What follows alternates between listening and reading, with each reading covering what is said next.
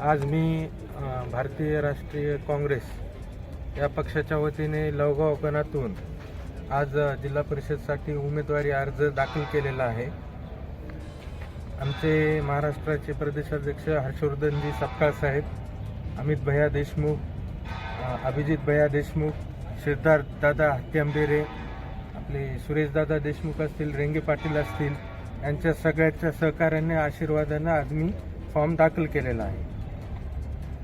एकंदरीत ही निवडणूक जिल्हा परिषदच्या मैदानामध्ये उतरत असताना काय आवाहन करायला आपल्या मतदारांना काय सांगा?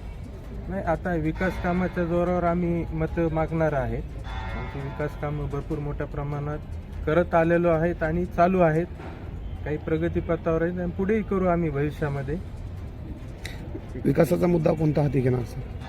हे शेतरस्ते असतील, पांदन रस्ते असतील, गावातले रोड असतील, सीसी रोड, नाली, पाण्याचे मोठ्या प्रमाणात प्रश्न भरपूर पेंडिंग आहेत, वॉटर सप्लायचे, हे सगळे प्रश्न आम्ही भविष्यात मार्गी लावू।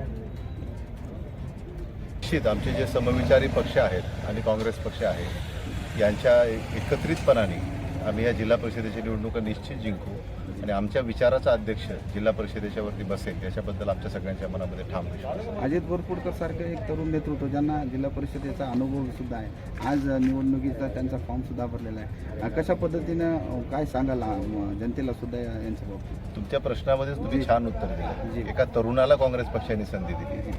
काँग्रेस पक्षाने आतापर्यंत या गोष्टीची नेहमीच काळजी घेतलेली आहे की तरुण जे सामाजिक कार्यामध्ये, समाजकार्यामध्ये, समाजामध्ये कार्यरत असतात त्या तरुणांना एक राजकीय व्यासपीठ हे आपण हक्काचं त्यांच्या योग्य वयात हे मिळवून दिलं पाहिजे आणि हे मला असं वाटतं की त्यांचं हे योग्य वय आहे की ते राजकीय पटलावरती त्यांचा एक सक्षमपणे, शेवटी आपण याला मिनी मंत्रालय म्हणतो, जिल्हा परिषद म्हणजे आपण याला मिनी मंत्रालय म्हणतो, अशा या ठिकाणी एका तरुणाचा अतिशय योग्य वयामध्ये सहभाग होऊ घातलेला आहे आणि मला याचा मनस्वी आनंद आहे। काँग्रेस पक्षाने नेहमीच पंतप्रधानपदापासून असेल, मुख्यमंत्रीपदं असतील, जिल्हा परिषदेचे अध्यक्षपद असतील किंवा विविध संस्थांवरचे पदाधिकारी असतील यांना तरुण वयामध्ये, योग्य वयामध्ये संधी देण्याचं आजपर्यंत काम केलेलं आहे आणि त्याचंच एक पुढचं पाऊल म्हणून अजित बोरफुटकर यांच्यासारखा अतिशय उमदा तरुण या माध्यमातून आम्ही जिल्हा परिषदेमध्ये पाठवू पाहतोय आणि माझी यांच्या मतदारसंघातल्या जनतेला आणि सगळ्यांनाच असं आव्हान आहे की आपण सगळ्यांनी यामध्ये योगदान द्यावं आणि अजित बोरफुटकर जिल्हा परिषदेमध्ये जातील आणि परभणी